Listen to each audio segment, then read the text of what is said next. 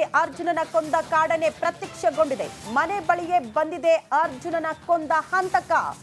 ಏಡೆಹಳ್ಳಿ ಮಂಜುನಾಥ್ ಎಂಬುವರ ಮನೆ ಬಳಿ ಪ್ರತ್ಯಕ್ಷ ಆಗಿದೆ ಕಾಡಾನೆ. ನನ್ನನ್ನು ಕ್ಷಮಿಸು ಎಂಬಂತೆ ಸೌಮ್ಯ ಸ್ವಭಾವದಿಂದ ನಿಂತಿದೆ ಆನೆ. ಮಂಜುನಾಥ್ ಮನೆ ಬಳಿ ಹುಲ್ಲು ತಿನ್ನುತ್ತಾ ಕಾಡನೆ ನಿಂತಿರುವಂತಹ ದೃಶ್ಯ. ಆನೆ ನೋಡಿ ಮುಖಂಡ ಎಡೆಹಳ್ಳಿ ಮಂಜುನಾಥ್ ಅಚ್ಚರಿಗೊಂಡಿದ್ದಾರಂತೆ. ಅರ್ಜುನ ಮೃತ ದೇಹದ ಬಳಿ ಕೂತಿದೆ. ಕೂತು ಮಂಜುನಾಥ್ ಅವರು ಹೋರಾಟ ಮಾಡಿರ್ತಾರೆ. ಬಟ್ ಅದೇ ಸ್ಥಳದಲ್ಲಿ ಈಗ ಅರ್ಜುನನ ಕೊಂದ ಕಾಡಾನೆ ಕಂಡು ಮಂಜುನಾಥ್ ಅವರು ಆಶ್ಚರ್ಯಚಕಿತರಾಗಿದ್ದಾರೆ. ನನ್ನನ್ನು ಕ್ಷಮಿಸು ಅನ್ನೋ ರೀತಿಯಲ್ಲಿ ಆ ಕಾಡಾನೆ ಬಂದು ನಿಂತಿದೆ ಅಂತ ಅವ್ರು ಹೇಳ್ತಾ ಇರೋದು. ಬಹಳ ಸೌಮ್ಯ ಸ್ವಭಾವದಲ್ಲಿ ಕಾಡಾನೆ ಕಾಣಿಸ್ತಾ ಇರುವಂತಹ ದೃಶ್ಯ. ಇದೇ ಕಾಡಾನೆ ಅರ್ಜುನನನ್ನ ಕೊಂದಿರುವಂತಹ ಕಾಡಾನೆ.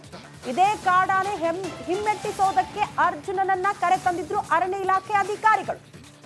ಅಲ್ಲೂ ಕೂಡ ನಿಯಮಗಳನ್ನ ಗಾಳಿಗೆ ತೂರಿದ್ರು ಅರಣ್ಯ ಇಲಾಖೆ ಅಧಿಕಾರಿಗಳು ಅನ್ನುವಂತಹ ವಿಚಾರ.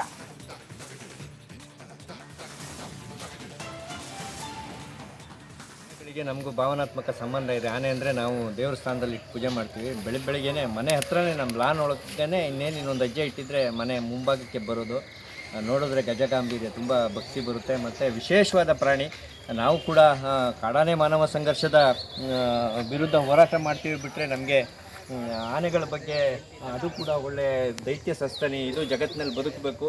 ಕಾಡಾನೆಗಳು ಬದುಕಲಿ ಬಾಳಲಿ ಕಾಡಿನಲ್ಲಿ, ಮನುಷ್ಯರು ಬದುಕಲಿ ಬಾಳಲಿ ನಾಡಿನಲ್ಲಿ ಅಂತಕ್ಕಂಥ ನಮ್ಮದು ಹೋರಾಟ. ಇವತ್ತು ವಿಶೇಷವಾಗಿ ನಾವು ಕೂಡ ಅರ್ಜುನನ ಸಾವಿನಿಂದ ಇನ್ನೂ ಹೊರಗೆ ಬಂದಿಲ್ಲ. ತುಂಬ ಆನೆ ನೋಡಿ ನಮಗೆ ಒಂಥರ ದುಃಖ ಆಯಿತು. ಮನೆ ಬಾಗಿಲಿಗೆ ಆನೆ ಬಂದಿದೆ. ಅದೇನು ಬಂದಿದೆ ಗೊತ್ತಿಲ್ಲ. ಎಲ್ಲರ ಮನೆ ಬಾಗಿಲಿಗೆ ಹೋಗ್ತಾ ಇದೆ. ಅದೇ ರೀತಿ ನಮ್ಮ ಮನೆಗೂ ಬಂದಿರತಕ್ಕಂಥದ್ದು